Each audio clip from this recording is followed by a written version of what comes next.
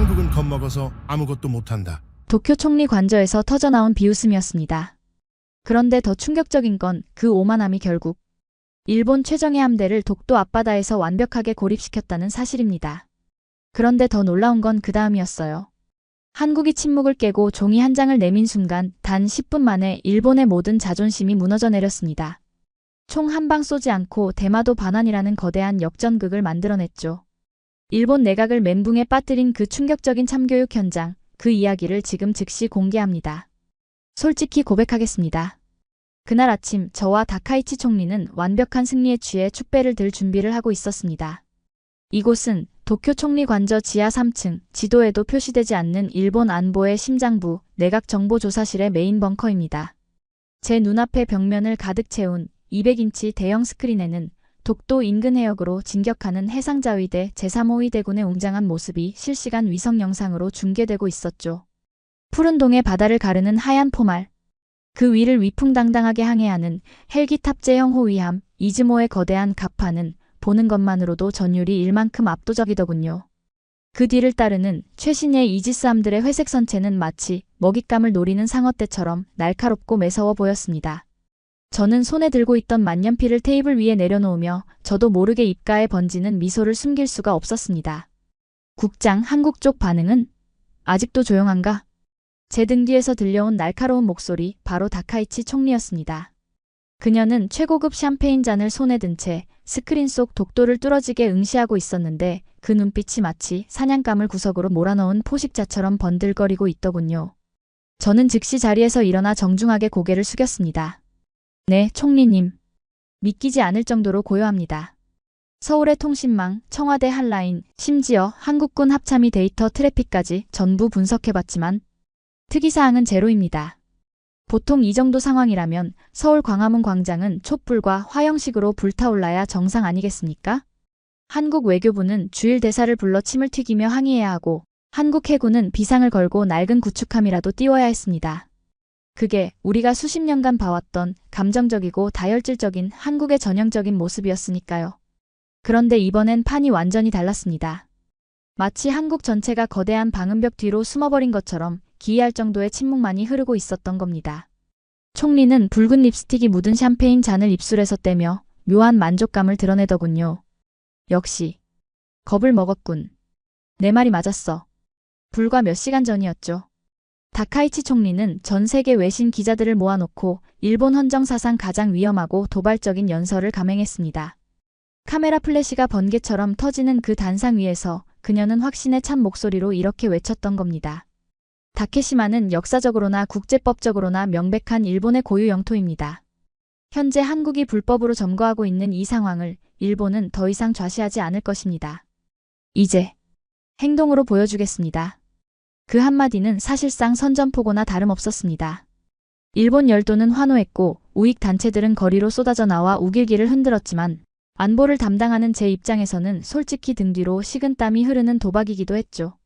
만약 한국이 죽기 살기로 덤벼든다면 우리 역시 적지 않은 피해를 감수해야 했기 때문입니다. 하지만 결과를 보십시오. 한국은 침묵했습니다. 저는 이 침묵의 의미를 분석하기 위해 지난밤 한숨도 자지 못하고 데이터를 긁어모았지만 결론은 하나로 귀결되더군요. 바로 한국은 포기했다는 것입니다. 생각해보면 당연한 일 아니겠습니까? 냉정하게 객관적인 전력 차이를 따져보십시오. 우리 해상자위대의 총 톤수는 한국 해군을 압도합니다. 우리에겐 아시아 최강이라 불리는 이지스 시스템이 있고 세계 최강인 미국이라는 든든한 뒷배가 버티고 있습니다. 반면 한국은 어떻습니까? 반도체 경기는 불확실하고 출산율은 바닥이며 정치는 사분오열되어 있습니다. 그런 그들이 지금처럼 경제가 휘청거리는 상황에서 감히 일본과 전면전을 벌인다.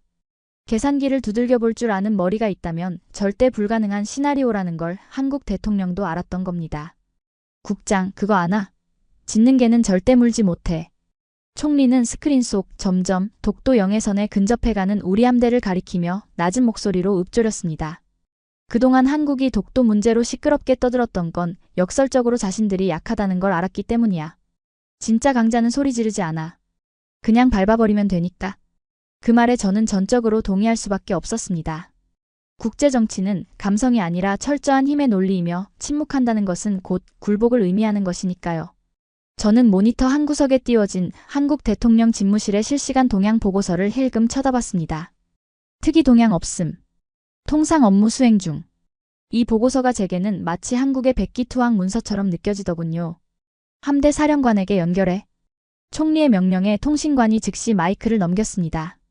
벙커 안의 스피커를 통해 현장에 나가 있는 사토 제독의 긴장된 목소리가 치직거리는 잡음과 함께 흘러나왔죠. 네, 총리님. 제3호 이대군 사령관 사토입니다. 현재 독도 남동방 20해리 지점 통과 중입니다. 사토 제독, 눈에 보이는 한국군은 있나? 없습니다. 레이더 반경 100km 이내에 한국 군함은 단 한 척도 식별되지 않습니다. 심지어 해경 경비정조차 보이지 않습니다. 바다는 완전히 비어 있습니다. 그 보고를 듣는 순간 제 등골을 타고 짜릿한 전율이 흘렀습니다. 해경조차 철수시켰다니 말입니다. 이건 단순한 무대응이 아니라 아예 독도를 우리에게 넘겨주겠다는 무언의 메시지가 아닐까 하는 생각마저 들더군요. 다카이치 총리의 얼굴에 승리의 홍조가 떠올랐습니다. 그녀는 저를 돌아보며 득의양양한 미소를 지어 보였습니다. 봤지, 구로다? 이게 바로 현실이야. 우리가 깃발을 들고 나아가면 저들은 알아서 길을 비키게 되어 있어. 그녀는 다시 마이크를 잡고 역사에 남을 명령을 내렸습니다. 좋아. 계속 진격해. 영해선을 넘어서 독도가 육안으로 보일 때까지 밀고 들어가. 한국이 어디까지 참나 한번 보자고. 알겠습니다. 전함대, 증속. 목표는 다케시마. 우렁찬 복명복창 소리와 함께 스크린 속 붉은 점들이 독도를 향해 속도를 높이기 시작했습니다. 벙커 안의 참모들은 서로 눈을 마주치며 안도의 한숨을 내쉬거나 작게 주먹을 쥐어 보이며 기뻐했죠. 저 역시 넥타이를 살짝 풀며 의자 깊숙이 몸을 기댔습니다. 모든 것이 계획대로, 아니, 계획보다 훨씬 더 완벽하게 돌아가고 있었으니까요. 한국의 그 잘난 자존심이 우리의 압도적인 무력 앞에서 종이장처럼 구겨지는 꼴을 보니 10년 묵은 채증이 내려가는 기분이었습니다. 그런데 말입니다. 정말 이상한 일이었습니다. 분명 우리의 작전은 완벽했고 한국은 겁을 먹고 숨어버린 게 확실한데 왜 제 오른쪽 가슴 한구석이 이토록 불안하게 뛰는 걸까요? 저는 무심코 데이터 분석 모니터의 하단 수중 음향 센서의 파형을 들여다보았습니다. 아주 미세했지만 평소와는 다른 불규칙한 노이즈가 섞여 있는 것 같았습니다. 마치 깊은 바닷속에서 거대한 고래가 숨을 죽이고 있는 듯한 그런 기분 나쁜 정적 말입니다. 국장님? 무슨 문제라도 있으십니까? 부하 직원이 제 표정을 살피며 조심스럽게 물어보더군요. 저는 고개를 저으며 애써 불안감을 떨쳐냈습니다. 아니, 아무것도 아니야. 그냥 너무 쉬워서 말이지. 싱거울 정도로. 그렇습니다. 저는 그때까지만 해도 꿈에도 몰랐습니다. 지금 우리가 보고 있는 저 텅 빈 바다가 사실은 한국이 입을 벌리고 기다리고 있는 거대한 아가리라는 사실을 말입니다. 그리고 우리가 승리의 축배를 들려던 그 순간 한국의 지하 벙커에서는 이미 우리의 목을 겨눌 카운트다운을 시작하고 있었다는 것을 저는 정말 짐작조차 하지 못했죠. 그 막연한 불안감이 현실로 바뀌는 데는 정말이지 10분도 채 걸리지 않았습니다. 벙커의 정적을 깬 것은 요란한 경보음도 다급한 전화벨 소리도 아니었죠. 통신 장교의 책상 위에 놓인 고속 팩시밀리가 마치 피를 토해내듯 거칠게 문서를 뱉어내는 치익 하는 기계음뿐이었습니다. 국장님, 한국 외교부에서 전문이 도착했습니다. 통신 장교의 목소리가 미세하게 떨리고 있더군요. 다카이치 총리는 샴페인 잔을 내려놓으며 여유롭게 코웃음을 쳤습니다. 이제야 반응이 오는군. 뭐라고 썼나? 엄중 경고? 아니면 강력 규탄? 뻔한 소리나 늘어놓았겠지. 그녀는 마치 귀찮은 숙제를 검사하는 선생님처럼 손을 내밀더군요. 저 역시 그 문서를 받아들었을 때만 해도 그저 한국 정부의 의례적인 항의 서한일 것이라 짐작했었죠. 하지만 첫 문장을 읽어내려가던 제 눈동자는 곧이어 믿을 수 없다는 듯 크게 흔들리고 말았습니다. 보통이라면 붉은색 잉크로 가득해야 할 항의 문구가 보이지 않았기 때문입니다. 문서는 지나칠 정도로 차분했고 그래서 더 소름 끼치도록 냉정했습니다. 수신, 일본 내각 총리 대신. 발신, 대한민국 대통령. 내용, 귀국의 영토 도발에 대한 최종 입장. 대한민국 정부는 귀국의 독도 관련 망언에 대해 어떠한 논평할 가치도 느끼지 못합니다. 독도는 역사적, 지리적, 국제법적으로 명백한 대한민국의 고유 영토이므로 애초에 분쟁 자체가 성립하지 않기 때문입니다. 여기까지는 총리의 예상대로였습니다.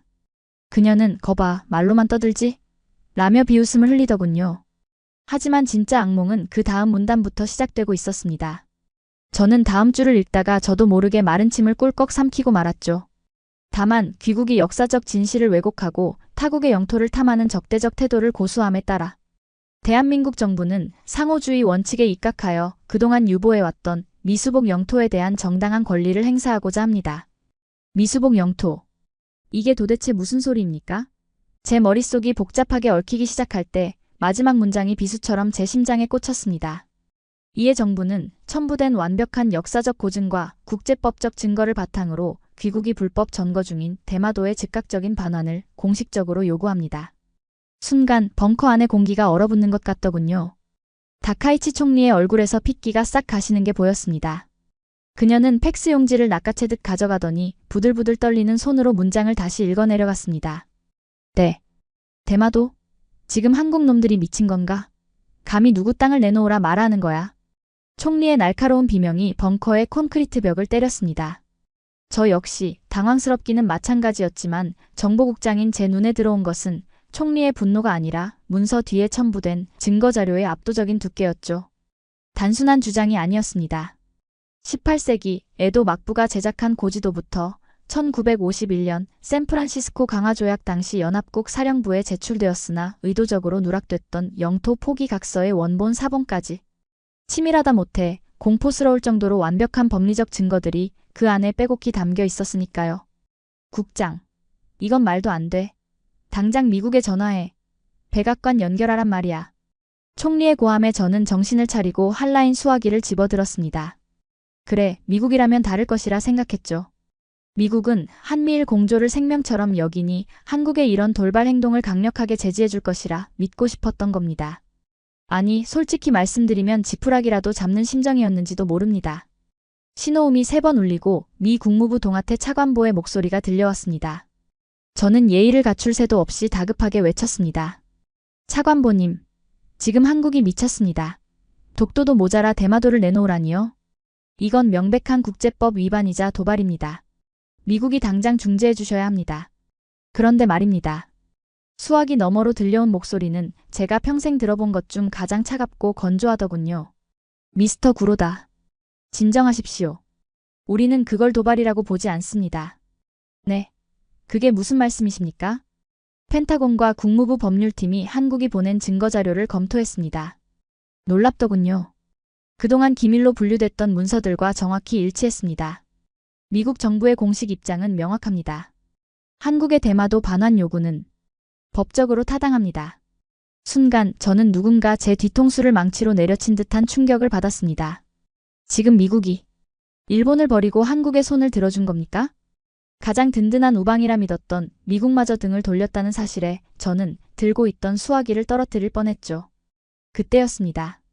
상황실 한쪽에서 모니터링을 하던 분석관이 사색이 되어 소리치더군요. 국장님, 지금 CNN과 BBC 속보가 떴습니다. 중국 외교부와 러시아 크렘린궁에서도 공식 성명이 나왔습니다. 뭐라고? 그 하이에나 놈들이 뭐라고 지저대는데? 중국과 러시아 모두 한국의 대마도 영유권 주장을 적극 지지하며 일본은 전후 청산 차원에서 대마도를 즉각 반환해야 한다고 공동 지지선언을 발표했습니다. 기가 막혀서 헛웃음이 나오더군요. 이건 단순한 영토 분쟁이 아니었습니다. 우리가 독도라는 작은 돌섬에 집착하며 우물 안에서 으르렁거리고 있을 때 한국은 이미 전 세계의 판을 다 짜놓고 우리를 국제적 고립이라는 감옥에 가둬버린 겁니다. 미국, 중국, 러시아, 그리고 유럽의 나토까지 이념과 체제를 넘어 전 세계가 한국을 대장으로 인정하고 일본을 범죄자로 지목하고 있는 이 말도 안 되는 상황 말입니다. 다카이치 총리는 다리에 힘이 풀린 듯 의자에 주저앉으며 중얼거렸습니다. 함정이야. 이건 함정이었어. 독도를 미끼로 우리를 끌어들인 뒤 대마도를 뺏으려는 속셈이었어. 하지만 저는 주저앉아 있을 수만은 없었습니다. 정보국장으로서의 본능이 경고등을 울리고 있었기 때문이죠. 외교적으로 이렇게 완벽하게 준비했다면 군사적으로는 과연 빈손일까요? 한국이 단순히 종이 쪼가리 몇 장 믿고 우리 함대를 독도 앞바다까지 끌어들였을 리가 없지 않겠습니까? 저는 떨리는 손으로 해상작전 지도를 확대했습니다. 스크린 속의 일본 함대는 여전히 위풍당당하게 독도를 향해 나아가고 있었지만 제 눈에는 그들이 마치 도살장으로 끌려가는 소떼처럼 보이기 시작했습니다. 뭔가 있다. 분명히 뭔가 더 있어. 저는 결심했습니다. 이대로 총리의 히스테리나 받아주다간 일본 전체가 침몰할지도 모른다는 위기감이 들었거든요. 진실을 알아야 했습니다. 한국이 도대체 무슨 배짱으로 어떤 무기를 믿고 이런 대담한 판을 벌였는지 제 눈으로 직접 확인해야만 했습니다. 통신관, 당장 위성 주파수를 돌려 독도 인근 해역의 모든 수중 데이터, 열상 감지 데이터, 그리고 전자기 파동까지 싹 다 긁어모아. 하지만 국장님, 승인되지 않은. 잔말 말고 시행해. 지금 우리 머리 위에 칼날이 떨어지기 직전이라고. 제 고함 소리에 벙커 안의 요원들이 일사불란하게 움직이기 시작했죠. 저는 넥타이를 거칠게 풀어헤치며 모니터 앞으로 다가갔습니다. 한국의 침묵 뒤에 숨겨진 진짜 이빨. 그것을 찾아내지 못한다면 오늘 밤 일본은 지도에서 사라질지도 모른다는 공포가 제 목을 조여오고 있었으니까요. 국장님, 데이터가 이상합니다. 제 고함 소리에 놀라 키보드를 두드리던 분석관의 등짝이 땀으로 흥건히 젖어 있더군요. 그의 떨리는 손가락이 가리키는 메인 모니터 화면, 그곳에는 제가 지금껏 정보국 밥을 먹으며 단 한 번도 보지 못한 실로 기괴한 광경이 펼쳐지고 있었습니다. 보통 해전을 앞둔 대치 상황이라면 양측의 전파 데이터가 붉은색과 푸른색으로 뒤엉켜 불꽃이 튀어야 정상 아니겠습니까? 레이더를 쏘고 교신을 감청하고 적의 위치를 찾기 위해 하늘과 바다가 온통 전파 소음으로 시끄러워야 했죠. 그런데 말입니다. 스크린 속 독도 인근 해역은 마치 누군가 전원 코드를 뽑아버린 것처럼 완벽한 신호 실종 상태였습니다. 이게 말이 됩니까? 한국군 통신량이 0이라니요? 저도 모르게 헛웃음을 터뜨리고 말았습니다. 이건 물리적으로 불가능한 수치였으니까요. 우리 함대가 0의 선을 넘기 직전인데 한국군은 레이더는커녕 그 흔한 경비정 무전 한 통조차 날리지 않고 있었던 겁니다. 마치 그 바다에 아무도 없는 것처럼, 혹은 우리가 거기에 있다는 걸 알면서도 굳이 찾아볼 필요조차 없다는 듯이 말이죠. 비켜봐. 내가 직접 확인하겠어. 저는 얼어붙은 분석관을 밀쳐내고 직접 콘솔을 잡았습니다.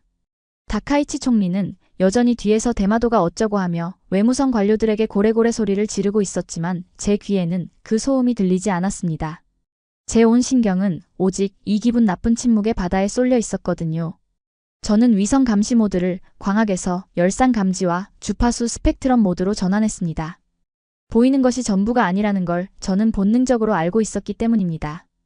엔터키를 누르자 화려했던 독도의 컬러 영상이 사라지고 차가운 흑백의 데이터 3개가 모니터 위로 떠오르더군요. 그리고 그 순간 저는 제 눈을 의심할 수밖에 없었습니다. 이건 화면 가득 메운 수많은 노이즈들. 언뜻 보면 파도에 반사된 자연적인 잡음처럼 보였지만 전문가인 제 눈을 속일 수는 없었습니다. 그것들은 불규칙한 자연의 파동이 아니었습니다. 일정한 패턴과 주기를 가진 지독할 정도로 정교하게 계산된 인공적인 침묵이었으니까요. 마치 누군가 거대한 투명 망토를 독도 주변에 씌워놓고 우리 함대가 제 발로 그 안으로 걸어 들어오기만을 기다리고 있는 형상이랄까요? 저는 식은땀이 흐르는 손으로 넥타이를 거칠게 잡아 뜯었습니다. 이건 방어가 아니었습니다. 이것은 완벽한 사냥터의 설계도였습니다. 사토 제독, 들리나? 당장 응답해. 저는 핏대를 세우며 함대 사령관을 호출했습니다. 치직거리는 잡음 섞인 무전기 너머로 사토 제독의 목소리가 들려왔습니다.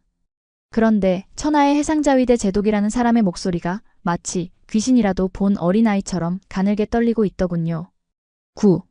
구로다 국장님. 여기 상황이 묘합니다. 묘하다니? 한국군이 나왔나? 아닙니다. 눈에는 아무것도 안 보입니다. 수평선 끝까지 개미 새끼 한 마리 없습니다. 그런데 그는 마른 침을 삼키는 소리를 내더니 믿기 힘든 보고를 이어갔습니다. 함대의 전자전 장비가 먹통입니다. 레이더 화면에 유령 신호가 뜹니다. 분명히 텅 빈 바다인데 레이더에는 수백 개의 표적이 나타났다가 사라지기를 반복하고 있습니다. 이게 도대체 무슨 조화입니까? 그 말을 듣는 순간 제 머릿속에 퍼즐 조각이 탁 하고 맞춰지는 느낌이었습니다. 한국은 도망친 게 아니었습니다. 그들은 전자교란 기술을 이용해 우리 함대의 눈과 귀를 멀게 하고 있었던 겁니다. 우리가 최신 이지스함이라고 자랑하던 그 비싼 고철 덩어리들은 지금 한국이 쳐놓은 전자 그물망 안에서 허우적거리는 눈먼 물고기 신세가 되어버린 셈이죠. 제독, 그건 유령이 아니야.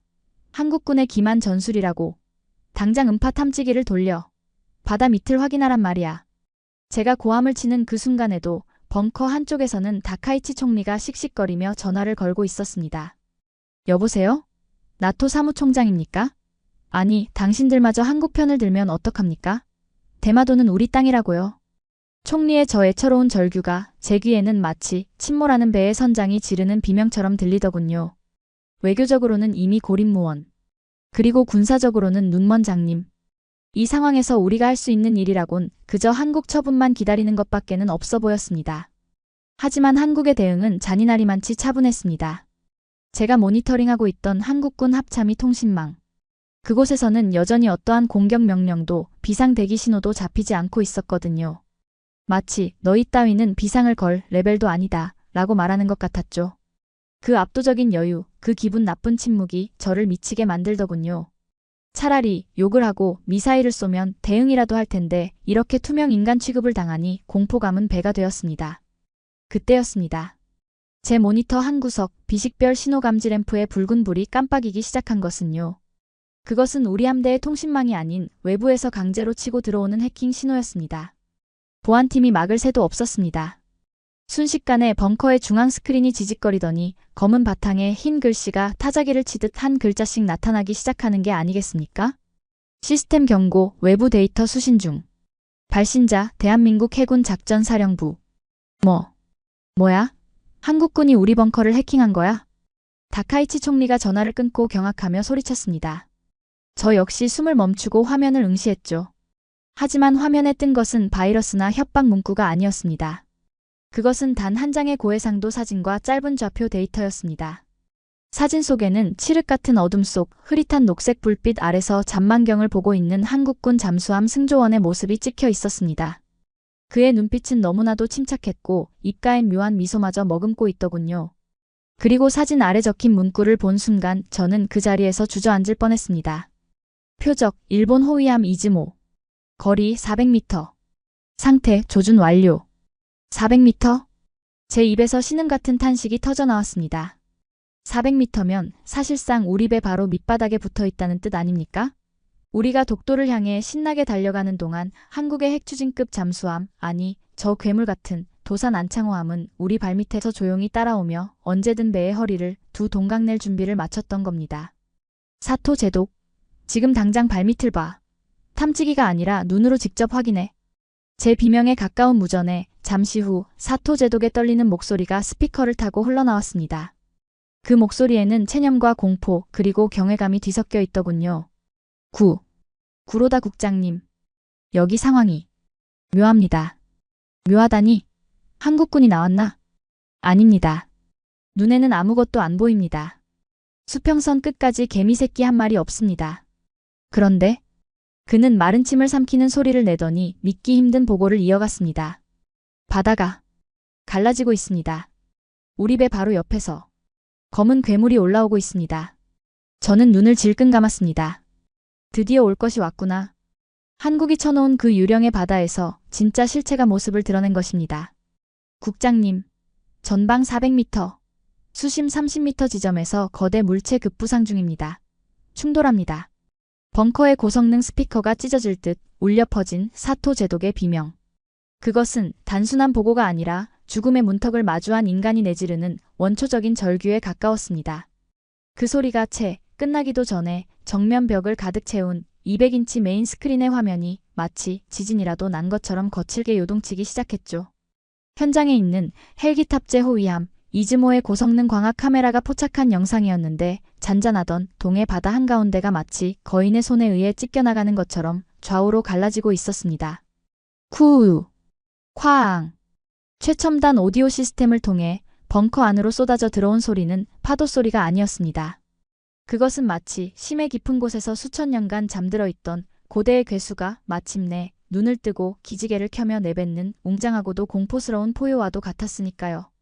하얀 거품과 수증기가 폭발하듯 솟구쳐 오르는 그 혼란스러운 화면 속에서 마침내 검은색의 거대한 강철 산맥이 수면 위로 그 모습을 드러냈습니다.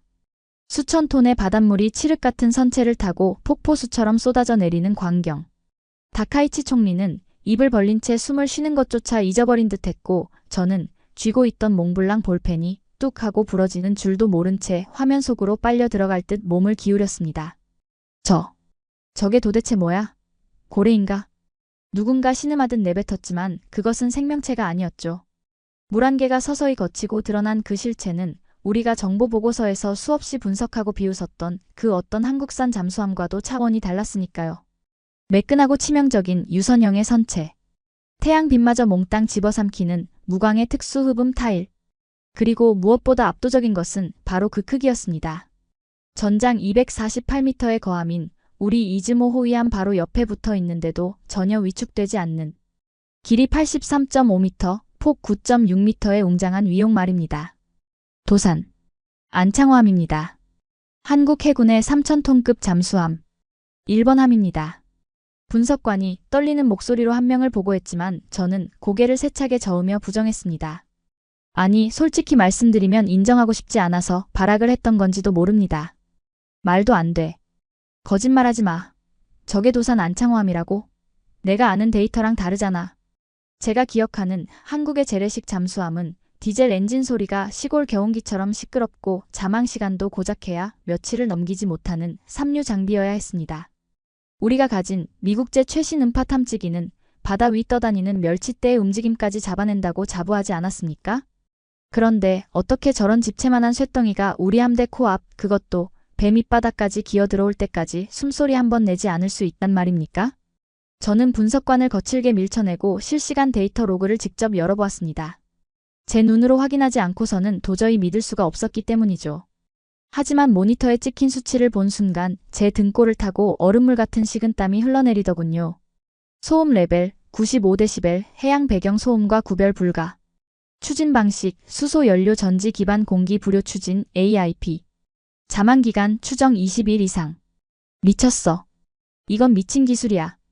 사람이 만든 게 아니라고. 디젤 엔진을 끄고 오직 배터리로만 움직이는 침묵의 항해. 잠수함 강국이라 불리는 독일이나 스웨덴조차 2주를 버티기 힘든 기술입니다. 그런데 데이터상으로 이 괴물은 무려 20일 동안이나 물 밖으로 나오지 않고 차가운 바닥에 배를 깔고 매복해 있었다는 뜻이 됩니다.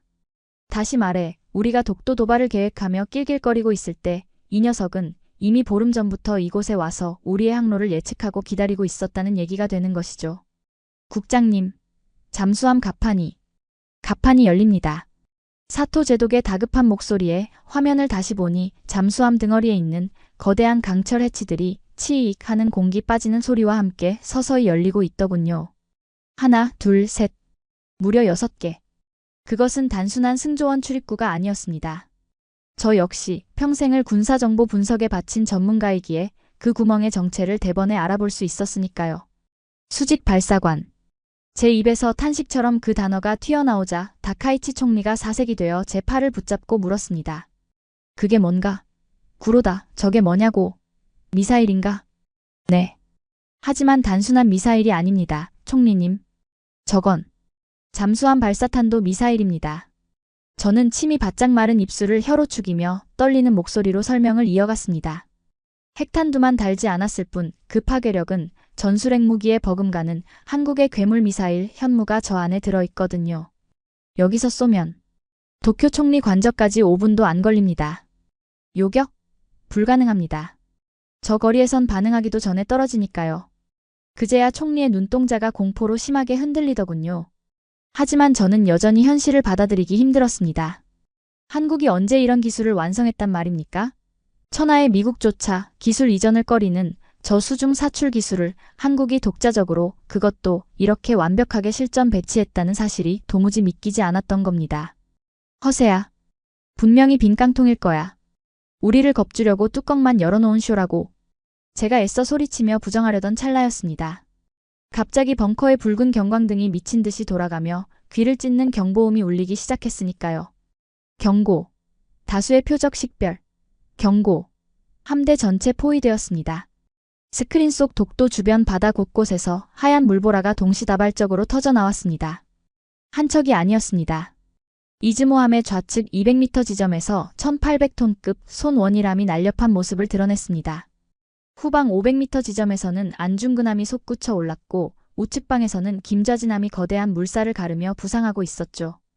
마치 약속이라도 한 듯 일제히 수면 위로 올라오는 그 모습은 공포를 넘어선 경외감마저 들게 하더군요. 텅 비어 있다고 우리가 마음대로 휘저을 수 있다고 믿었던 바다가 순식간에 한국 잠수함들의 검은 등판으로 가득 차 버린 겁니다. 이게 다 어디서 튀어나온 거야? 바다 밑이 한국 잠수함 밭이었단 말인가? 사토 제독의 목소리는 이제 거의 울먹임에 가까웠습니다. 그도 그럴 것이 자신이 지휘하는 일본 최고의 함대가 완벽하게 사형 집행장 안에 갇혀버렸기 때문입니다. 한국 잠수함들은 마치 우리 함대를 호위하듯, 아니 범죄자를 압송하듯 빙 둘러싸고 있었는데 그 대형이 너무나 정교해서 소름이 끼칠 지경이었습니다. 저는 전율했습니다. 이것은 단순한 전투 배치가 아니었죠. 이것은 확인사살 대형이었습니다. 각 잠수함이 우리 함정의 엔진룸, 탄약고, 그리고 지휘 통제실을 정확히 겨누고 있는 형국이었으니까요.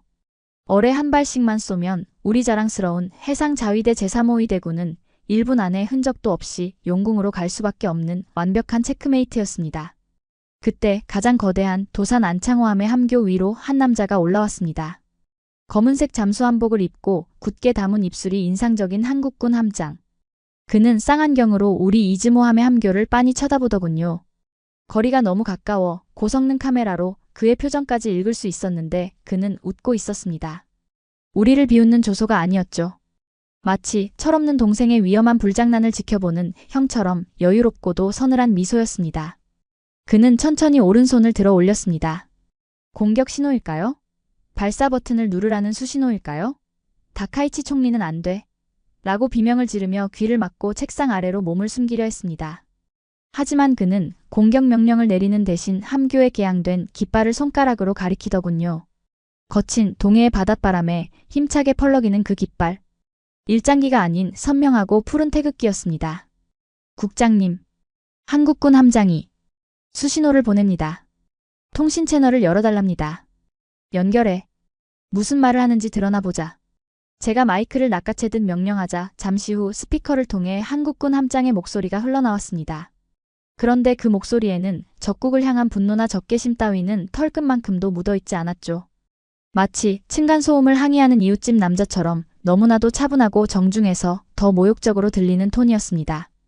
여기는 대한민국 해군 도산 안창호함 함장이다. 일본 측 지휘관에게 고한다. 귀관들의 엔진 소리가 너무 시끄러워서 우리 승조원들이 낮잠을 잘 수가 없다. 엔진 끄고 조용히 지나가라. 여기는 대한민국 영해다. 으아악, 저 건방진 자식들이. 다카이치 총리가 분을 이기지 못하고 책상 위의 서류 더미를 바닥으로 쓸어버렸습니다. 세계 2위의 해군력을 자랑하던 일본 자위대가 고작 소음공의 유발자 취급을 당하다니요. 이건 전쟁에서의 패배보다 더 뼈아픈 자존심의 붕괴였습니다. 하지만 반박할 수가 없었죠. 팩트가 시퍼런 칼날처럼 우리 목을 겨누고 있었으니까요.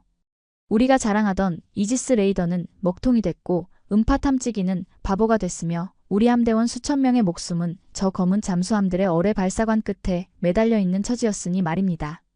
저는 떨리는 손으로 손수건을 꺼내 이마에 흐르는 식은땀을 닦았습니다. 인정해야만 했죠. 우리는 독도를 점령하러 온 게 아니었습니다. 우리는 제 발로 호랑이 굴, 아니 깨어난 용의 둥지 한복판으로 걸어 들어온 멍청한 먹잇감 꼴이었습니다. 그리고 그 용은 지금 당장이라도 입에서 불을 뿜어 우리를 잿더미로 만들 수 있지만 귀찮아서 혹은 우리가 너무 하찮아서 봐주고 있다는 사실을 뼈저리게 느끼고 있었으니까요. 하지만 한국이 준비한 놀이는 이 바다가 끝이 아니었습니다.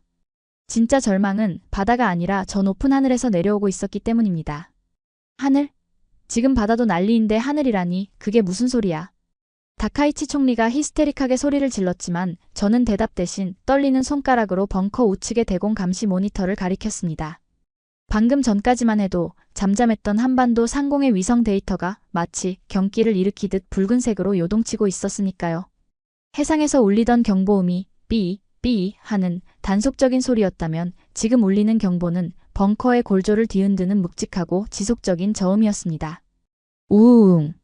그것은 단순한 공습 경보가 아니었습니다. 저 같은 정보통들은 본능적으로 압니다.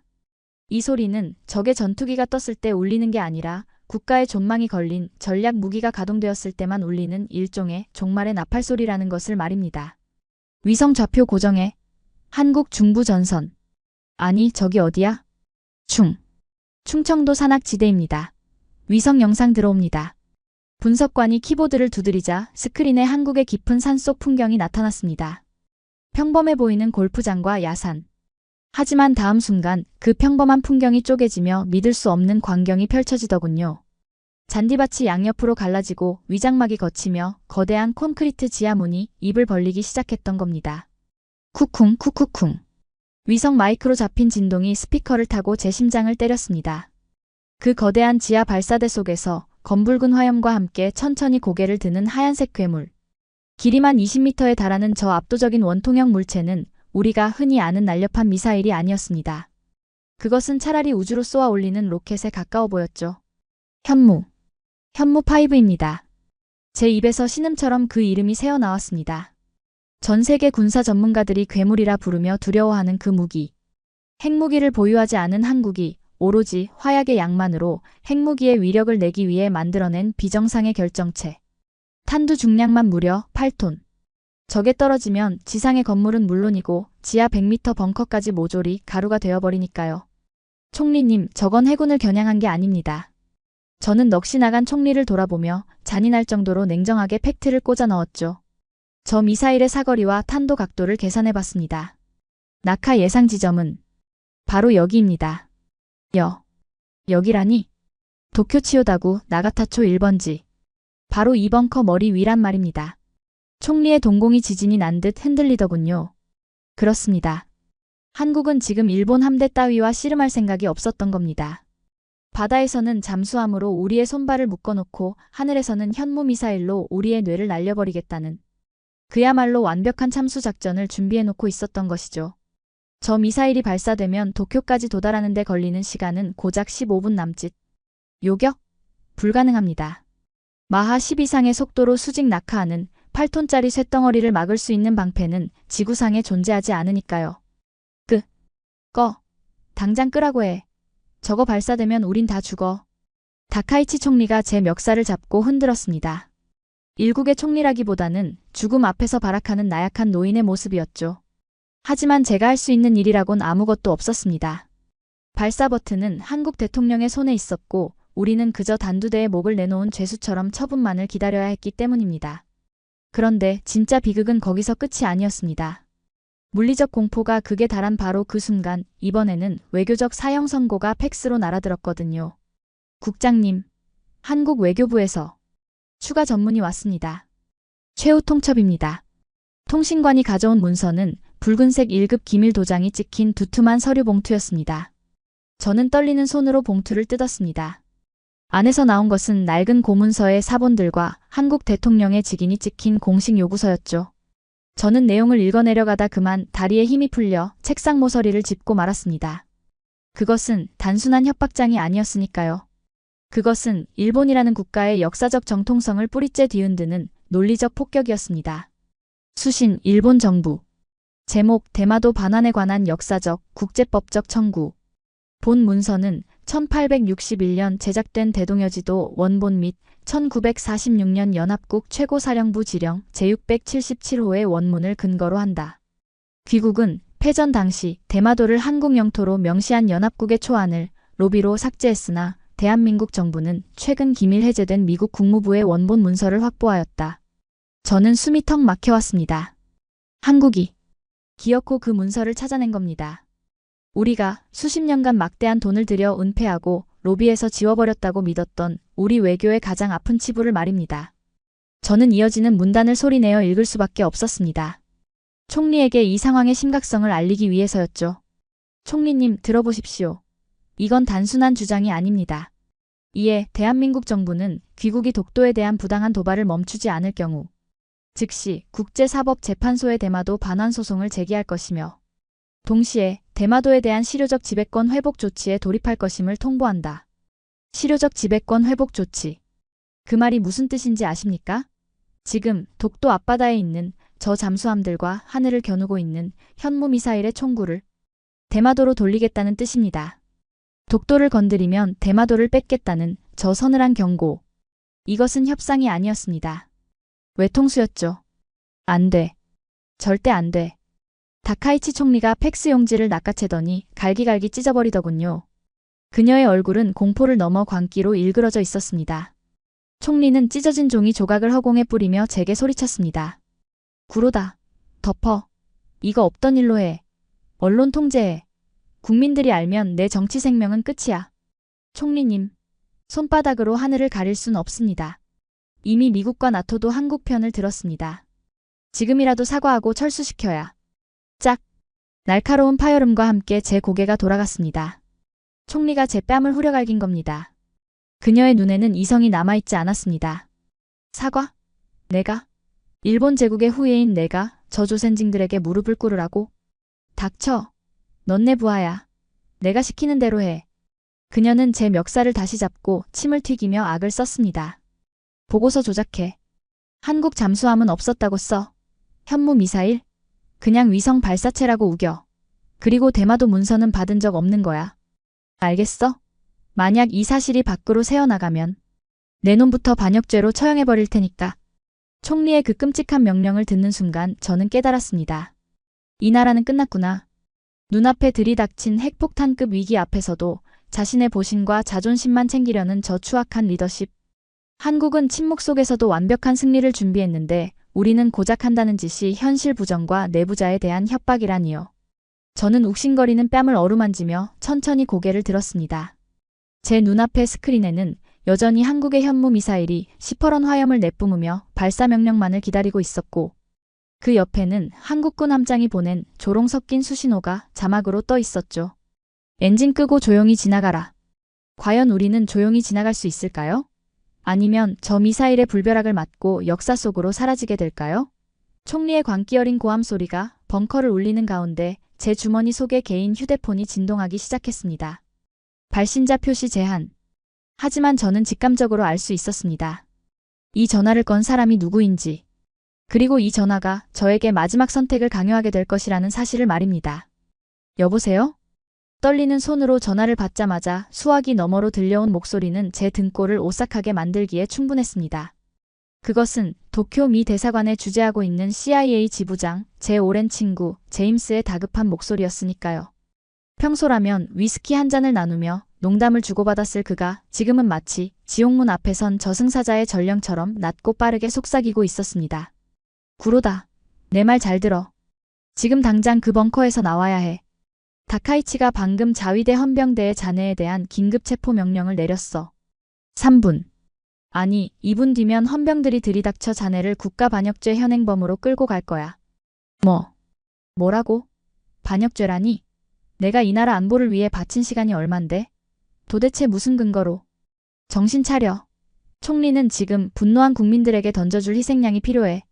한국 잠수함의 침투를 허용하고 미사일 위협을 사전에 탐지하지 못한 이 치명적인 안보 공백의 책임을 누군가는 져야 할 거 아냐. 그녀는 자네가 한국 정보부와 내통해서 고의로 방어망을 뚫어줬다고 발표할 시나리오를 이미 다 짜놨어. 심지어 자네를 이송하는 도중에 자책감에 의한 자살이나 우발적 사고로 위장해 영구히 입을 막을 수도 있다는 첩보까지 들어왔어. 제 심장이 쿵하고 바닥으로 내려앉는 것 같더군요. 전화를 쥔 손이 하얗게 질려가는 것을 느끼며 천천히 고개를 들어보니 다카이치 총리는 이미 경호실장에게 귓속말로 무언가를 은밀하고 집요하게 지시하고 있었습니다. 그녀의 시선이 저를 향해 힐끔거릴 때마다 경호원들의 손은 이미 재킷 안쪽의 권총 손잡이를 만지작거리고 있었죠. 평생을 바쳐 충성했던 조국, 그리고 제가 모시던 주군에게서 돌아온 대가가 고작 토사구팽이라니. 입안에서 비릿한 피맛이 느껴질 정도로 입술을 깨물었지만 제임스의 다음 말은 저를 더 깊은 절망, 아니 기이한 경외감의 구렁텅이로 밀어넣었습니다. 그리고 구로다. 내가 마지막으로 자네에게 보낼 파일이 하나 있어. 펜타곤이 한국 국방과학연구소 서버에서 입수한 기밀 로그야. 자네가 죽기 전에 이건 꼭 봐야 해. 이걸 보면 알게 될 거야. 왜 일본이 졌는지. 왜 너희가 죽었다 깨어나도 그들을 이길 수 없는지 말이야. 띠링. 제 개인 태블릿으로 고용량의 암호화 파일 하나가 전송되었습니다. 파일명 프로젝트 복수. 복수라니. 이성적이어야 할 국가연구기관의 프로젝트명치고는 너무나 원색적이고 살벌하지 않습니까? 저는 헌병대가 들이닥치기 전까지 남은 그 짧은 찰나의 시간 동안 무엇에 홀린 사람처럼 그 파일을 열어볼 수밖에 없었습니다. 도대체 한국이 어떤 흑마술을 부렸기에, 아니 악마와 무슨 계약을 맺었기에 이런 괴물 같은 무기들을 단기간에 만들어냈는지 그 비결을 제 눈으로 확인하고 싶었기 때문입니다. 하지만 파일 안에 담긴 것은 제가 예상했던 최첨단 설계도나 복잡한 물리수식이 아니었습니다. 그것은 차라리 피와 땀으로 쓴 처절한 투쟁의 일기장에 가까웠습니다. 화면 가득 펼쳐진 첫 번째 영상은 현무미사일 개발 연구소의 내부 CCTV 기록이었습니다. 영상 하단의 타임코드는 모두가 잠들어 있는 명절 연휴의 깊은 새벽을 가리키고 있었지만 연구소의 불은 대낮처럼 환하게 켜져 있더군요. 수십 명의 연구원들이 며칠은 씻지 못한 듯 기름진 머리와 퀭한 눈으로 모니터와 씨름하고 있었는데 바닥에는 텅 빈 에너지 드링크 캔과 컵라면 용기가 산더미처럼 쌓여 있었습니다. 그때 한 명의 연구원이 갑자기 코피를 왈칵 쏟으며 의자에서 고꾸라졌습니다. 극심한 과로로 인한 실신이 분명해 보였죠. 보통이라면 구급차를 부르고 작업을 중단해야 할 상황 아닙니까? 그런데 동료들은 그를 익숙한 듯 부축해 연구실 구석의 낡은 간이 침대에 눕히고는 젖은 수건으로 얼굴을 한번 닦아준 뒤 주저없이 다시 자신의 자리로 돌아가 미친 듯이 키보드를 두드리고 있었습니다. 그들의 눈은 충혈되어 시뻘건 핏발이 서 있었지만 그 눈빛만큼은 마치 귀신에 홀린 사람들처럼 섬뜩하게 그리고 찬란하게 빛나고 있었죠. 저는 다음 페이지를 넘기다 그만 숨을 멈추고 말았습니다. 도산 안창호함의 핵심 부품인 수소연료 전지 개발 실험 일지였습니다. 거기엔 폭발 사고로 오른쪽 손가락 3개를 잃은 수석 엔지니어의 사진이 첨부되어 있었는데 그는 붕대를 칭칭 감은 손으로 스패너를 쥐고 환하게 웃고 있더군요. 그가 병상에서 남긴 자필 메모가 제 가슴을 예리한 칼날처럼 후벼 팠습니다. 내 손가락 3개와 대한민국의 바다를 바꿀 수 있다면 나는 나머지 7개도 아니 내 심장까지도 기꺼이 내놓겠다. 우리 아이들에게는 다시는 약소국의 서름을 식민지의 치욕을 물려주지 않으리라. 내 피가 굳어 강철이 되고 내 뼈가 굳어 방패가 되기를. 아, 그제야 알 것 같았습니다. 우리가 고급 호텔에서 샴페인을 터뜨리며 독도 망언을 일삼고 지지율을 위한 정치적 쇼를 기획하며 히히덕거릴 때 한국인들은 차가운 콘크리트 바닥에서 쪽잠을 자고 자신의 살점을 떼어내며 복수의 칼을 갈고 있었던 겁니다. 그들에게 이 무기들은 단순한 국방과학의 산물이 아니었습니다. 그것은 지난 100년의 한을 갚기 위해 뼈를 깎고 살을 태워 만든 복수의 화신이었던 겁니다. 이것은 단순한 기술의 격차가 아니었습니다. 이것은 정신의 격차이자 영혼의 무게 차이였습니다. 우리는 독도를 지지율을 올리기 위한 정치적 도구로만 생각했지만 그들에게 독도는 목숨이었고 자존심이었으며 타협할 수 없는 성역이었던 것입니다. 그러니 이길 수가 없지 않겠습니까? 배부른 돼지가 도끼를 품은 호랑이를 어떻게 이길 수 있단 말입니까? 국장님, 헌병대가 진입했습니다. 피하셔야 합니다. 분석관의 비명에 가까운 외침에 고개를 들어보니 벙커의 두꺼운 강철문이 쾅 하는 소리와 함께 열리고 무장한 헌병들이 들이닥치고 있었습니다. 다카이치 총리는 저를 손가락질하며 악을 쓰고 있더군요.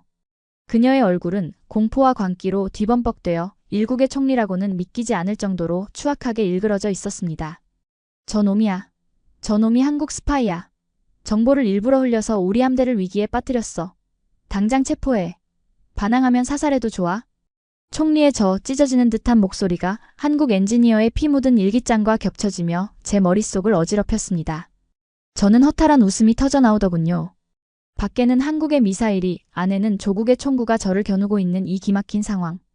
적을 앞에 두고 내부의 희생양부터 찾는 이 비겁함. 이것이 바로 오만과 나태로 점철된 일본의 현주소였던 겁니다. 구로다 국장. 손들어. 움직이면 쏜다. 헌병대장의 고함 소리가 귓전을 때렸지만 저는 오히려 차분해졌습니다. 제 손에는 여전히 제임스가 보내준 태블릿이 들려 있었죠. 화면 속에는 마지막 데이터가 떠 있었습니다. 독도 앞바다, 차가운 심해에 매복 중인 한국군 잠수함 승조원들이 출항 직전 가족들에게 남긴 유서들이었습니다. 어머니, 저는 살아서 돌아오지 않아도 좋습니다. 다만 제 시신이 독도 앞바다의 거름이 되어 외적들이 다시는 이 땅을 넘보지 못하게 하소서. 대한민국 만세. 이런 필사적인 각오로 차가운 바다 밑바닥에 깔려있는 자들을 우리가 무슨 수로 당해낸단 말입니까? 저는 천천히 두 손을 들었습니다. 하지만 그것은 다카이치 총리나 헌병대에게 항복하는 것이 아니었습니다.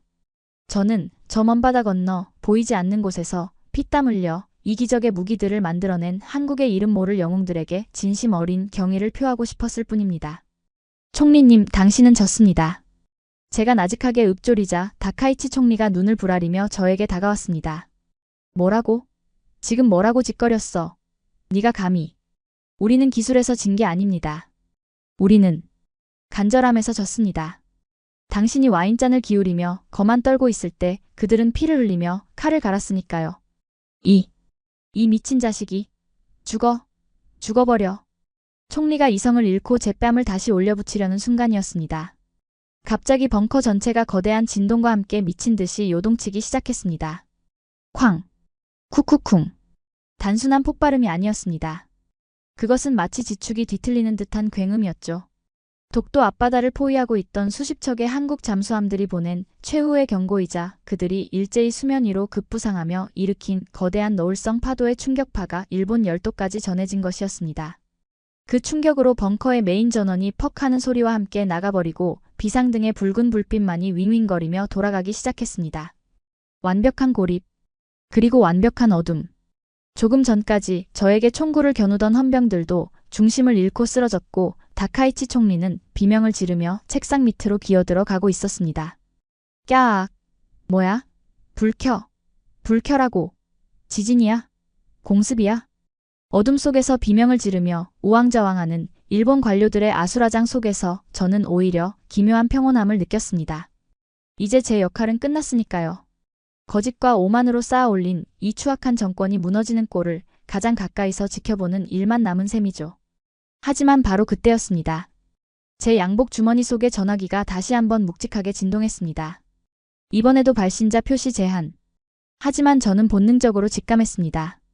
이번엔 제임스가 아니라는 것을요. 이 지옥 같은 벙커에 3중 보안 통신망을 뚫고 4개인 휴대폰으로 직접 암호화 전화를 걸 수 있는 능력을 가진 존재는 지금 이 지구상에 단 하나뿐이었으니까요. 저는 붉은 비상등 불빛이 명멸하는 어둠 속에서 조용히 통화 버튼을 눌렀습니다. 구로다 국장, 듣고 있나? 수화기 너머로 들려온 목소리는 유창한 일본어였지만 그 억양과 기세에서는 숨길 수 없는, 아니 숨길 생각조차 없는 한국인의 서늘한 기운이 느껴졌습니다. 그것은 바로 우리 발밑에 와 있는 도산 안창호함의 함장이었습니다. 지금 당신 머리 위에 있는 현무 미사일의 카운트다운이 10초 남았다. 그리고 당신들 함대 이즈모함의 측면을 겨냥한 내 어뢰 발사관도 이미 열려있지. 그의 목소리는 악마의 속삭임처럼 달콤하고도 치명적이었습니다. 그는 제 대답을 기다리지 않고 가장 잔인하고도 명확한 제안을 던졌습니다. 선택해라. 살고 싶나? 아니면 저 미친 총리와 함께 역사 속의 먼지가 되고 싶나? 10초 주겠다. 10, 9, 8. 제 인생을 결정지을, 아니 일본이라는 국가의 운명을 결정지을 마지막 10초가 카운트다운 되기 시작한 겁니다. 제 눈앞에는 공포에 질려 바닥을 기어다니는 총리가 있었고 귓가에는 한국 함장의 숫자가 저승사자의 발자국 소리처럼 울리고 있었습니다. 저는 결심했습니다. 이 썩어빠진 배와 함께 침몰할 것인가, 아니면 단 한 번이라도 진실의 편에 설 것인가. 제 손은 저도 모르게 벙커의 메인 마이크 스위치를 향해 뻗어가고 있었습니다. 7, 6, 5. 수화기 너머로 건조하게 그리고 잔인할 정도로 규칙적으로 들려오는 한국군 함장의 카운트다운은 단순한 숫자의 나열이 아니었습니다. 그것은 마치 화려하게 금칠을 해놓았으나 속은 이미 썩어 문드러진 대일본제국이라는 거대한 허상을 향해 울리는 장례식의 종소리와도 같았으니까요. 붉은 비상등이 빙글빙글 돌아가는 벙커의 칠흑 같은 어둠 속에서 저는 그 서늘한 목소리를 들으며 타들어가는 입술을 피가 맺히도록 깨물어야만 했습니다. 단 10초. 그 짧은 찰나의 시간 안에 제가 할 수 있는 일이란 아무것도 없다는 무력감. 평생을 조국의 그림자 속에서 안보 전문가로 헌신해온 저 구로다의 인생이 이토록 초라하고 비참한 개죽음으로 끝날 줄은 꿈에도 몰랐던 겁니다. 구로다, 뭐해?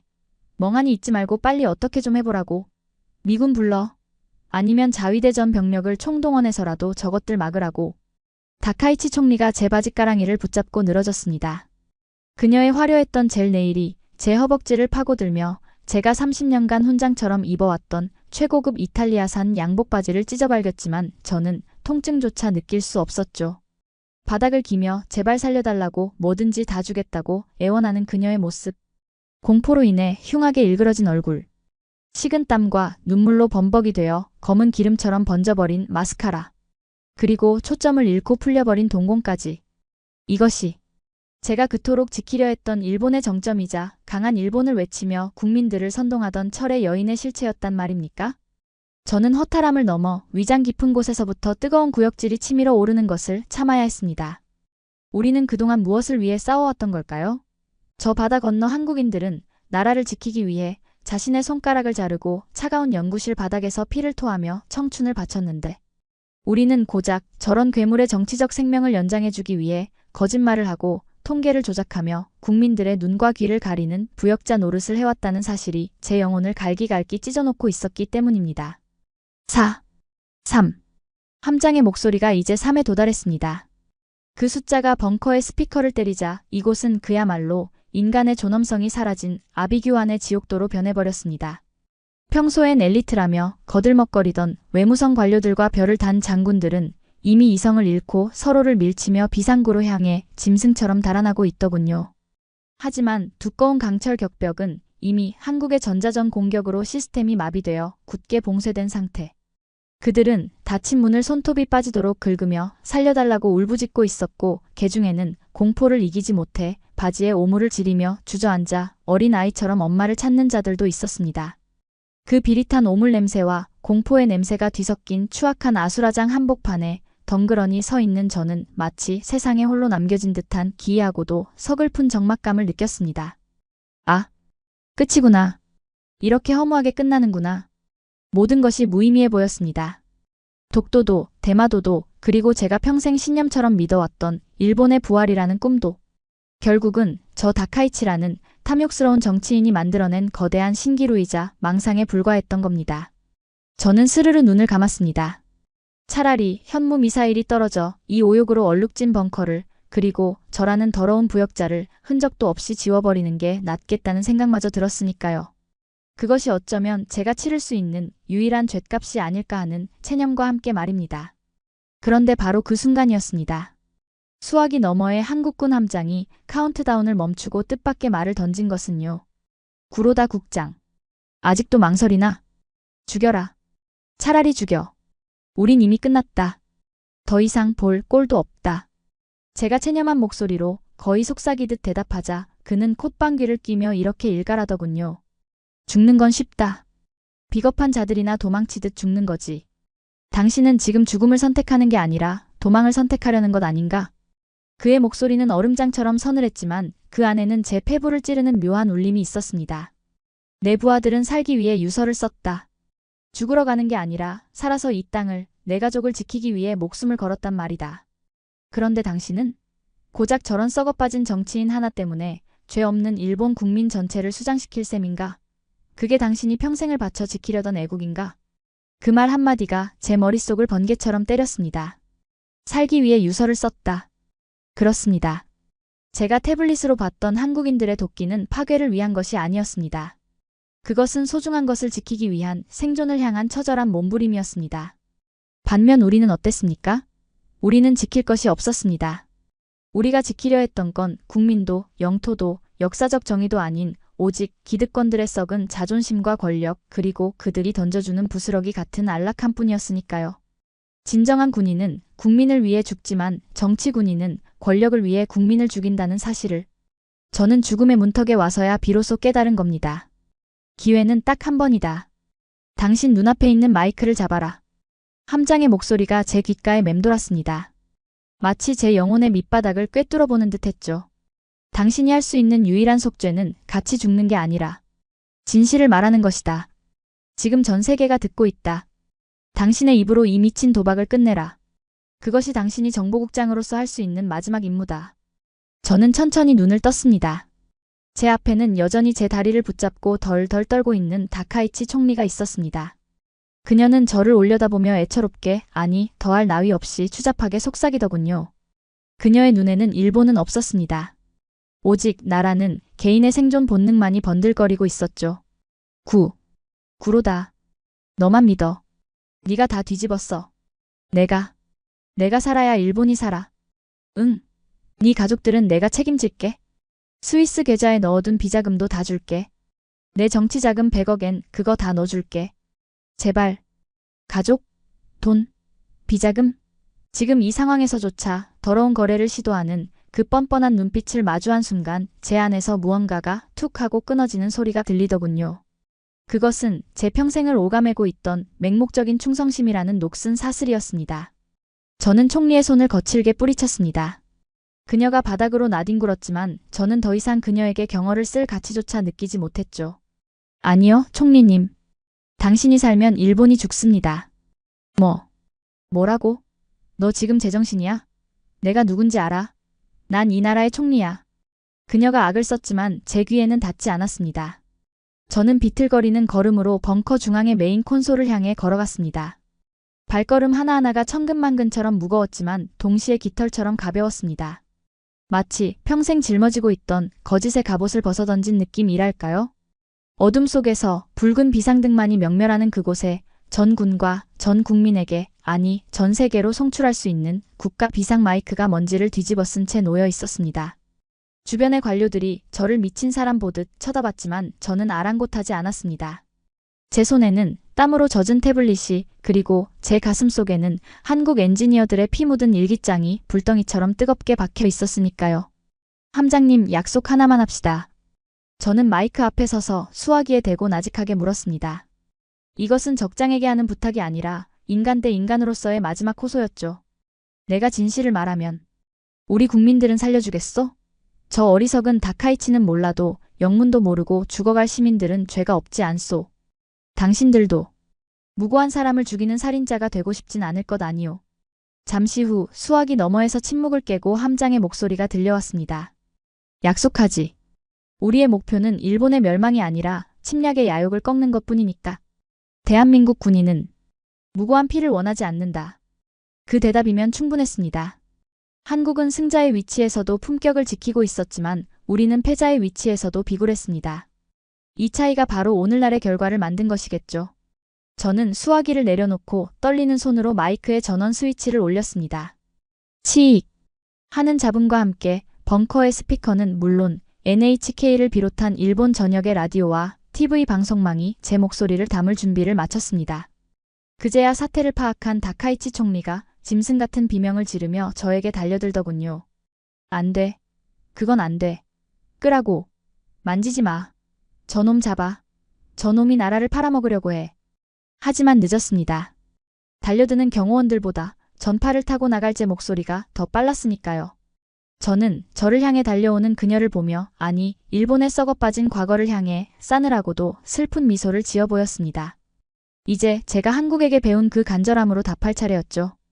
비록 저는 오늘부로 매국노로 기록되겠지만 진실만은 역사에 남길 수 있기를 바라며 저는 숨을 깊게 들이쉬고 마이크를 입에 가져다 댔습니다. 제 목소리가 일본 열도의 밤하늘로 퍼져나가는 순간이었습니다. 존경하는 국민 여러분, 그리고 이 방송을 듣고 계신 전 세계 시민 여러분, 저는 일본 내각정보조사실 국장 구로다입니다. 지금부터 이 나라의 총리가 감추고 있던 추악한 진실을, 그리고 우리가 왜 대한민국에게 처참하게 패배할 수밖에 없었는지에 대한 모든 것을 고발하겠습니다. 지금 이 방송을 듣고 계신 국민 여러분, 우리는 철저히 속았습니다. 제 목소리가 마이크를 타고 벙커의 스피커를 넘어 일본 전역의 전파망으로 송출되는 그 순간, 저를 향해 달려들던 다카이치 총리는 마치 보이지 않는 투명한 벽에 부딪힌 듯 그 자리에 얼어붙고 말았습니다. 그녀의 눈동자는 경악으로 터질 듯 커졌고 입은 뻐끔거렸지만 이미 제 목소리는 돌이킬 수 없는 루비콘강을 건너고 있었으니까요. 저는 떨리는 숨을 삼키며 평생을 정보관료로서 침묵해왔던 제 입술을 열어 가장 뜨겁고 날카로운 진실의 탄환을 쏘아 올렸습니다. 다카이치 총리는 한국이 독도를 불법 점거하고 있다고 말했습니다. 한국이 무서워서 도망쳤다고 선동했습니다. 하지만 그것은 새빨간 거짓말입니다. 벙커 안의 모든 소음이 일순간에 사라지더군요. 저를 체포하려던 헌병들도 도망치려던 관료들도 모두가 홀린 듯 제 입만 바라보고 있었습니다. 저는 태블릿에 담긴 한국군 잠수함의 조준 화면과 현무미사일의 위성사진을 방송 송출 모니터에 띄웠습니다. 라디오로 듣는 이들에겐 제 떨리는 목소리가, TV를 보는 이들에겐 저 충격적인 영상이 동시에 전달되고 있었겠죠. 지금 화면을 보십시오. 이것이 우리가 마주한 현실입니다. 한국군은 도망친 게 아닙니다. 그들은 이미 보름 전부터 우리 함대 바로 밑바닥에 도산 안창호함을 비롯한 최정예 잠수함대를 매복시키고 있었습니다. 저는 모니터를 가리키며 목소리를 높였습니다. 여러분이 강한 일본을 외치며 환호하던 그 순간 우리 해상자위대 장병 3,000명의 목숨은 한국군 어뢰 발사관 끝에 매달려 있었습니다. 그리고 지금 도쿄 상공에는 한국의 괴물 미사일 현무5가 우리 머리 위를 정조준하고 있습니다. 버튼 하나만 누르면 이곳 나가타초는 지도에서 영원히 사라지게 됩니다. 끄라고. 저 미친놈을 쏘란 말이야. 다카이치 총리가 짐승 같은 괴성을 지르며 경호원에게 달려들었습니다. 그녀는 경호원의 허리춤에서 권총을 빼앗으려 발악을 하더군요. 하지만 경호원은 움직이지 않았습니다. 아니, 움직일 수 없었을 겁니다. 그 역시 군인이기 전에 지금 독도 앞바다에 나가 있는 어느 병사의 아버지이거나 형제였을 테니까요. 자신의 가족을 사지로 몰아넣고 거짓말을 일삼은 지도자에게 총구를 겨눌 군인은 세상에 없지 않겠습니까? 저는 총리의 발악을 뒤로하고 마지막 쐐기를 박았습니다. 우리는 기술에서 졌습니다. 외교에서도 졌습니다. 미국과 유엔은 이미 한국의 손을 들어줬고 심지어 한국은 우리의 도발에 대한 대가로 대마도 반환을 공식 요구했습니다. 우리가 독도를 탐하다가 오히려 대마도까지 뺏길 처지에 놓인 것입니다. 이 말은 핵폭탄보다 더 큰 충격이었을 겁니다. 일본 국민들에게 대마도는 단순한 섬이 아니라 본토의 일부였으니까요. 그것을 뺏길 위기라니. 방송을 듣고 있을 국민들의 탄식과 분노가 벙커 안까지 들려오는 듯 했습니다. 저는 눈을 감고 제임스가 보내준 한국 엔지니어들의 피 묻은 일기장 내용을 읊조렸습니다. 한국인들은 이 무기를 만들기 위해 피를 토하고 손가락을 잘랐습니다. 그들에게 나라는 목숨이었습니다. 하지만 우리는 고작 지지율을 위해 전쟁을 기획했습니다. 이것이 우리가 패배한 진짜 이유입니다. 저는 마이크를 잡은 손에 힘을 주며 마지막 결론을 내렸습니다. 총리님, 이제 그만하십시오. 당신의 야욕 때문에 죄 없는 국민들을 길동무로 삼지 마십시오. 일본은 졌습니다. 그리고 사과해야 합니다. 그 순간이었습니다. 으아악! 다카이치 총리가 경호원의 권총을 기어이 빼앗아 들었습니다. 그녀의 손은 사시나무처럼 떨리고 있었지만 그 총구는 정확히 제 심장을 향하고 있었죠. 그녀의 눈에서 굵은 눈물이 뚝뚝 떨어지더군요. 회한의 눈물이 아니었습니다. 자신의 권력이 무너지는 것에 대한 억울함과 분노의 눈물이었습니다. 죽어. 너 때문에 다 망했어. 너만 없었으면. 너만 입 다물었으면. 탕. 날카로운 총성이 벙커를 울렸습니다. 저는 눈을 질끈 감았습니다. 뜨거운 통증이 느껴질 거라 생각했죠. 하지만 아무런 고통도 느껴지지 않았습니다. 조심스럽게 눈을 떠보니 제 앞을 막아서고 있는 넓은 등판이 보였습니다. 헌병 대장이었습니다. 그가 총리의 팔을 쳐올려 총알은 천장의 형광등을 깨뜨리고 빗나간 뒤였죠. 대장. 자네? 헌병 대장은 저를 돌아보지 않고 총리의 손에서 권총을 빼서 바닥에 던져버렸습니다. 그리고 싸늘하게 식은 눈빛으로 총리를 내려다보며 말하더군요. 총리님, 그만하시죠. 추합니다. 뭐? 너도 반역이야. 너도 내 명령을 어기는 거야? 제 조카가 지금 이즈모함에 타고 있습니다. 헌병 대장의 그 한마디. 그것은 그 어떤 법전이나 군율보다 강력한 인간의 진심이었습니다. 그는 헌병들에게 눈짓을 했고 헌병들은 다카이치 총리의 양팔을 결박했습니다. 이거 놔. 내가 총리야. 내가 일본이야. 이거 놓으란 말이야. 총리의 절규는 처절했지만 아무도 그녀의 말을 듣지 않았습니다. 그녀는 바닥에 질질 끌려나가며 저를 노려봤습니다. 그 눈빛에는 저주가 담겨 있었지만 저는 오히려 연민을 느꼈습니다. 권력이라는 마약에 취해 현실을 보지 못한 자의 말로가 얼마나 비참한지 똑똑히 목격했으니까요. 상황이 정리되자 벙커 안에는 무거운 침묵만이 흘렀습니다. 저는 다시 마이크 앞에 섰습니다. 아직 할 일이 남아있었거든요. 수화기를 들고 기다리고 있을 한국군 함장에게 말을 건넸습니다. 함장님, 들리십니까? 잠시 후 스피커를 통해 함장의 목소리가 흘러나왔습니다. 아까와는 달리 한결 부드러워진 톤이었습니다. 듣고 있었다, 구로다 국장. 당신의 용기. 인상적이었다. 약속. 지켜주십시오. 다카이치는 체포되었고 일본은 패배를 인정했습니다. 그러니 제발 미사일을 걷어주십시오. 제 목소리는 떨리고 있었습니다. 만약 한국이 여기서 욕심을 부려 방아쇠를 당긴다면 우리는 정말 끝이었으니까요. 하지만 한국은 끝까지 품격을 잃지 않았습니다. 대한민국 국군은 약속을 어기지 않는다. 현무 미사일의 발사 시퀀스를 취소한다. 잠수함대도 즉시 부상하여 철수하겠다. 그 말이 떨어지자마자 벙커의 대형 스크린 속 붉은 경고등들이 하나둘씩 초록색으로 바뀌기 시작했습니다. 도쿄를 겨누고 있던 죽음의 화살이 걷어진 것입니다. 벙커 안의 관료들은 그제야 다리에 힘이 풀려 주저앉거나 서로를 끌어안고 안도의 눈물을 흘렸습니다.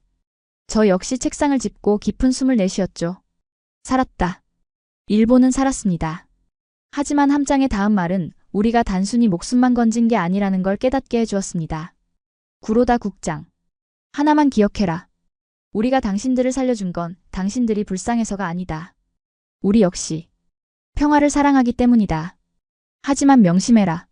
다음에 또다시 역사를 잊고 도발한다면 그땐 자비란 없을 것이다. 명심. 하겠습니다. 뼛속 깊이 새기겠습니다. 그리고 대마도 반환 청구서는 아직 유효하다. 조만간 외교 테이블에서 보지. 뚝. 통화가 끊겼습니다. 마지막까지 철저하게 실리를 챙기는 그들의 모습에 저는 헛웃음이 나오면서도 등골이 서늘해지더군요. 그들은 승리감에 도취되어 날뛰지 않았습니다. 그저 해야 할 일을 하고 챙겨야 할 것을 챙긴 뒤 쿨하게 돌아선 것입니다. 이것이야말로 진정한 강대국의 품격 아니겠습니까? 저는 멍하니 스크린을 바라보았습니다. 화면 속 독도 앞바다에서는 한국의 잠수함들이 유유히 물살을 가르며 선수를 돌리고 있었죠. 그 위로 찬란한 아침 햇살이 비치며 태극기를 비추고 있었는데 그 모습이 어찌나 당당하고 아름다운지 적국인 제 눈에도 눈물이 고일 지경이었습니다. 국장님. 헌병 대장이 제 어깨에 손을 올렸습니다. 가시죠. 조사를 받으셔야 합니다. 저는 고개를 끄덕였습니다. 제 앞에는 감옥이 기다리고 있겠지만 발걸음은 가벼웠습니다. 비록 저는 반역자라는 낙인이 찍히겠지만 적어도 제 아이들이 살아갈 이 나라를 거짓의 늪에서 건져냈다는 안도감이 들었기 때문입니다. 헌병들에게 이끌려 벙커를 나가는 제 등 뒤로 뉴스 속보 앵커의 다급한 목소리가 들려왔습니다. 긴급 속보입니다. 한국 정부 일본의 공식 사과 수용. 한일 정상회담 전격 취소. 미국 백악관 한국의 결정 존중하며 일본의 각성을 촉구 성명 발표. 저는 씁쓸한 미소를 지으며 벙커의 긴 복도를 걸어 나갔습니다.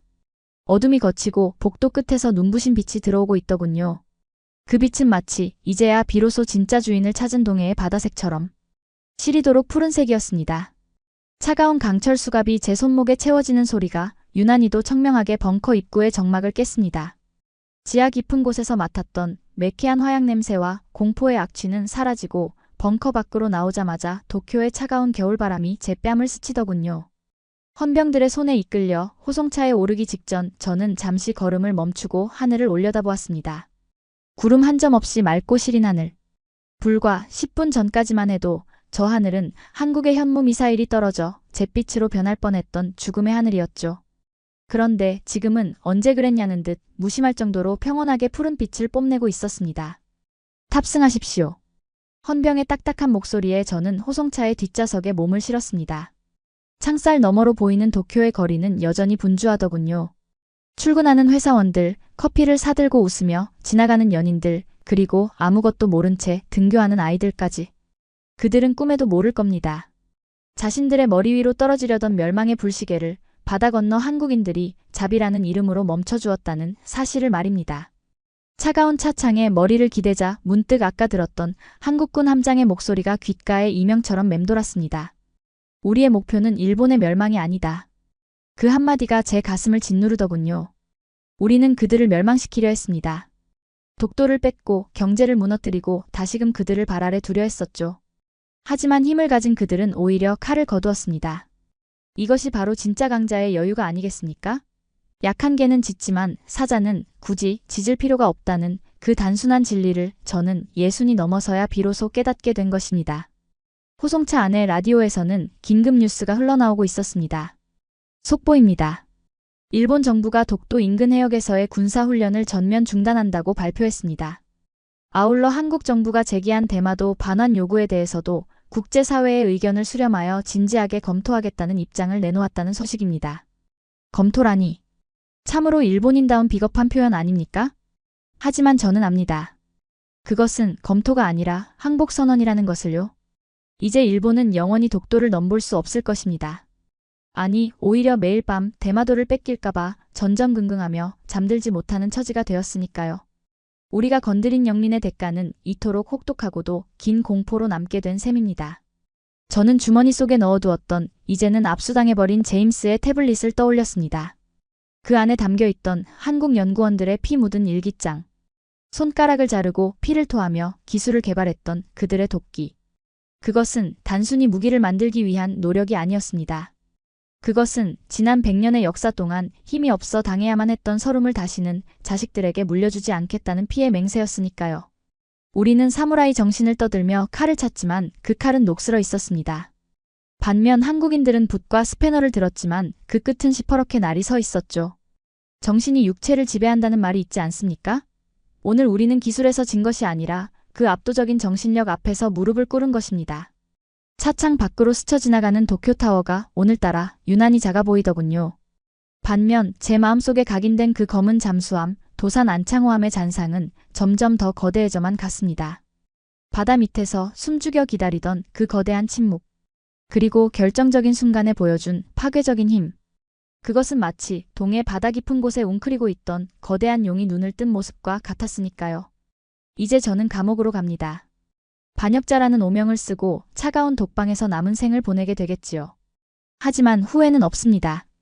제가 마이크를 잡지 않았다면 지금 저 거리를 걷고 있는 시민들은 한 줌의 제가 되었을 테니까요. 비록 제 조국은 패배했지만 역설적으로 그 패배 덕분에 살아남았습니다. 한국이라는 거울에 비친 우리의 추악한 민낯을 확인한 오늘이 어쩌면 일본이 새로 태어날 수 있는 유일한 기회일지도 모르겠습니다. 호송차가 검찰청 지하주차장으로 들어서며 어둠이 내리깔렸습니다.